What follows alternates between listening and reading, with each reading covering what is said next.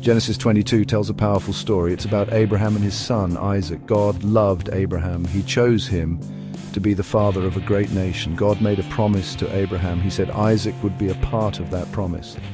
But then God asked Abraham to do something hard. He asked him to sacrifice Isaac. Imagine the thoughts in Abraham's mind. He loved Isaac very much.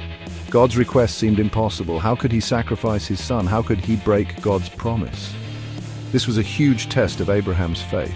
Abraham had a choice. He could doubt God, or he could trust God. He chose to trust. He believed God would keep his promise, even if it meant sacrificing Isaac. This was a difficult decision.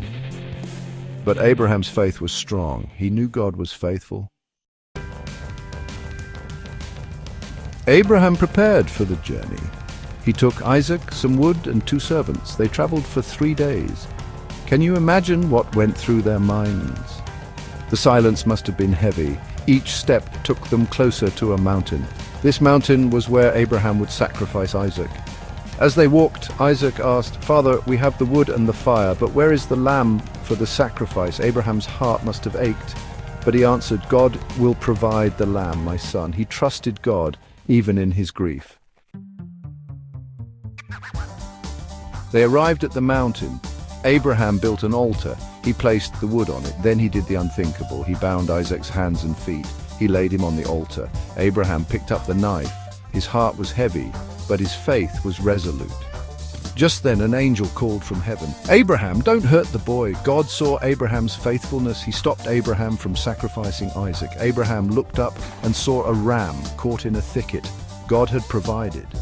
Abraham sacrificed the ram instead of Isaac. God kept his promise. He spared Isaac and he blessed Abraham even more. God said, "Because you obeyed me, I will bless you greatly. Your descendants will be as many as the stars in the sky.